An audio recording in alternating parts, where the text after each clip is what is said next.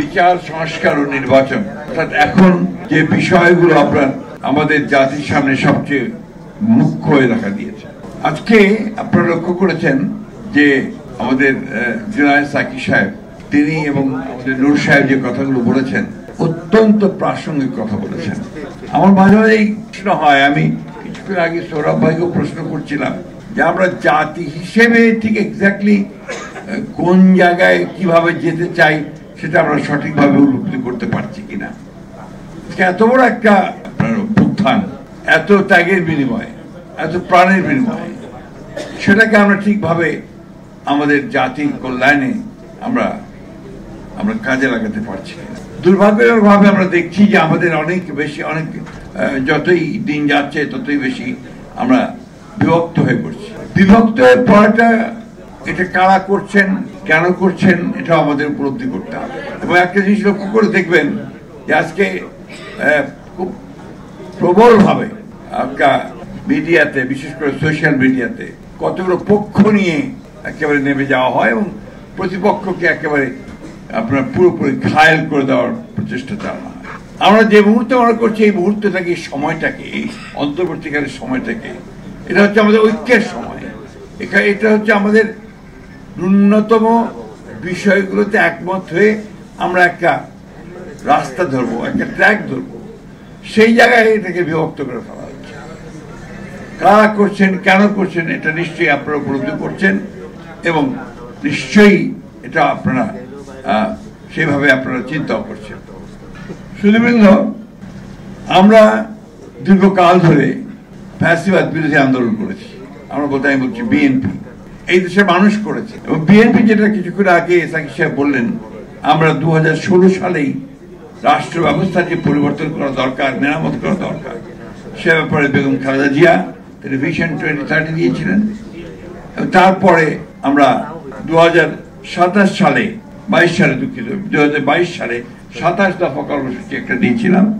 তারপর সেটা আবার আমরা আমাদের একসাথে আমরা আন্দোলন করছি তাদের সঙ্গে আলোচনা করে আমরা 31 দফা কর্মসূচিটা দেই, সেটা আমাদের একসাথে সবাই মিলে দিয়েছিলাম এবং সেইভাবেই কিন্তু আমরা আন্দোলনটা করেছি। সুতরাং সংস্কারটা বিএনপির কাছে কিন্তু সংস্কারের মধ্য দিয়েই তো আমি যেটা বলি যে আমাদের তো জন্ম সংস্কারের মধ্য দিয়ে বিএনপি খুব একটা আমি বলবো যে কনসিয়াসলি একটা প্রচারণা চালানো হলো যে বিএনপি সংস্কার বিরোধী। এটা দারুণভাবে চালানো হয়েছে, which is a totally false, একটা মিথ্যা প্রপাগান্ডা। বিএনপি যে আপনার সংস্কারের মধ্য দিয়ে যার জন্ম, সে কখনো সংস্কার বিরোধী হতে পারে না। সবচেয়ে বড় প্রমাণ সাকি সাহেব বলেছেন যে আমরা অনেক আগে এগুলো নিয়ে কাজ শুরু করেছি। 1971 সালের যুদ্ধের পরে 5 বছর একটা ভয়াবহ আবার একই রকমের একটা স্বৈরাচারী একটা সরকার হাতে আমরা পড়েছিলাম, আওয়ামী লীগের হাতে। এবং তারপরে 75 সালের পট পরিবর্তনের পরে আমরা কিন্তু সেই একদলীয় শাসন ব্যবস্থা থেকে বহুদলীয় গণতন্ত্রের বিএনপি ফিরে নিয়ে এসেছিল এবং মিডিয়ার যে স্বাধীনতা সেই বিএনপির প্রতিষ্ঠা, এগুলো বাস্তবতা, এগুলো তো অস্বীকার করবার কোনো উপায় নেই। আমরা এই প্রেসিডেন্সিয়াল ফর্ম অফ গভর্নমেন্ট থেকে আপনার পার্লামেন্টারি ফর্ম অফ গভর্নমেন্টে নিয়ে এসেছি। আমরা কেয়ারটেকার গভর্নমেন্টের ব্যাপারে আপত্তি করলেও আমরাই কিন্তু ইলেকশন করে পার্লামেন্টের সারা রাত জেগে আমরা কেয়ারটেকার গভর্নমেন্টের যে ব্যবস্থা বিধান সেটাকে আমরা পাশ করেছিলাম পার্লামেন্টে। সুতরাং বিএনপিকে কেউ সেইভাবে যদি করে আপনার পোর্ট্রেট করতে চায়, এটা হবে তার নিঃসন্দেহে রাজনৈতিক উদ্দেশ্য প্রণোদিত, সত্য কথা নয়। যাক, আমি সেদিকে যাচ্ছি না। আমি যে কথা বলতে চাই যে এখন গতকাল আমাদের সংস্কার কমিশন, ঐক্যমত্য কমিশন, তারা তাদের রেকমেন্ডেশন তারা দিয়ে দিয়েছেন প্রধান উপদেষ্টার। প্রধান উপদেষ্টার সই আছে সেখানে, তিনিও এটার চেয়ারম্যান, বোধহয় কো চেয়ারম্যান ছিলেন, এই চেয়ারম্যান। এখন অবাক বিষয় আমরা যেটা লক্ষ্য করেছি যে আমরা খুব একেবারে অত্যন্ত পরিষ্কার ভাবে আমরা কিন্তু যে বিষয়গুলোর সঙ্গে আমরা একমত ছিলাম না, আমরা সেখানে নোট অফ ডিসেন্ট দিয়েছিলাম। সেই নোট অফ ডিসেন্ট গুলো লিপিবদ্ধ করার একটা প্রতিশ্রুতি ছিল তাদের, কিন্তু অবাক বিষয় আমরা লক্ষ্য করলাম যে কালকে যখন তারা প্রকাশ করলেন সেই বিষয়গুলো নেই। নোট অফ ডিসেন্ট গুলো পুরোপুরি উপেক্ষা করা হয়েছে, ইগনোর করা হয়েছে। এটা তো ঐক্যবদ্ধ হতে পারে না। তার ঐক্যবদ্ধ কমিশনটা করা হয়েছিল কেন? এই ঐক্যবদ্ধ কমিশন, এটা আমি বলবো যে জনগণের সঙ্গে এটা একটা প্রতারণা, রাজনৈতিক দলগুলোর সঙ্গে এটা প্রতারণা, এবং এটা অবিলম্বে এই বিষয়গুলো যদি আপনার একটা ব্যাখ্যা বলেছেন সাকি সাহেব, আমি বলি যে এগুলো আপনার সংশোধন করা প্রয়োজন বলে আমি মনে করি। এবং একটি কথা খুব পরিষ্কার আমরা বলতে চাই, যেটা আমরা এর আগেও বলেছিলাম, যে আমরা মনে করি যে সমস্ত সংকটগুলোর মূলে যে বিষয়টা আছে সেটা হচ্ছে যে সত্যিকার একটা গ্রহণযোগ্য একটা নির্বাচন, এবং সেই নির্বাচনের মধ্য দিয়ে জনগণের যে পার্লামেন্ট তৈরি হবে, সেই পার্লামেন্টই এই সমস্ত যে সংস্কারগুলো হয়েছে তাকে তারা সংবিধানের মধ্যে নিয়ে আসবে এবং সেগুলো সেভাবে দেশ চলবে। আমরা সেই কারণেই কিন্তু 5ই আগস্ট বিপ্লবের পরেই আমরা নির্বাচনের কথা বলেছিলাম।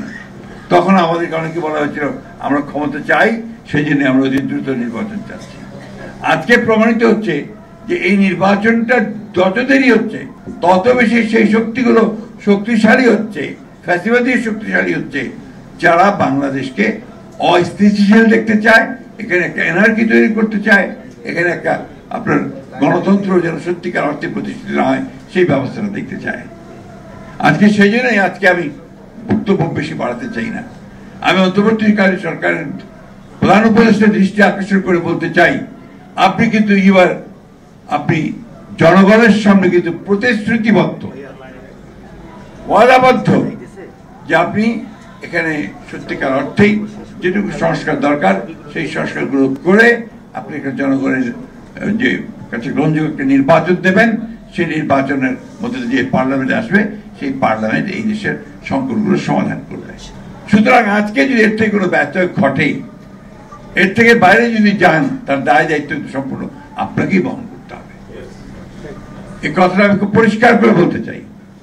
সেই জন্যই আমি আশা করব যে তারা তাদের এই উপলব্ধি আসবে এবং অতি দ্রুত এই সংস্কার কমিশনে সকল দলগুলোর মধ্যে যেগুলো আমাদের একমত হয়েছি এবং যেগুলোতে দ্বিমত পোষণ করেছি সব কিছুকে নিয়ে একটা নির্বাচন আপনি অবিলম্বে দেবেন, যে নির্বাচনের মধ্য দিয়ে আমরা একটা জনগণের একটা পার্লামেন্ট তৈরি করতে পারবো, একটা জনগণের শাসন আমরা দেশে নিয়ে আসতে পারবো।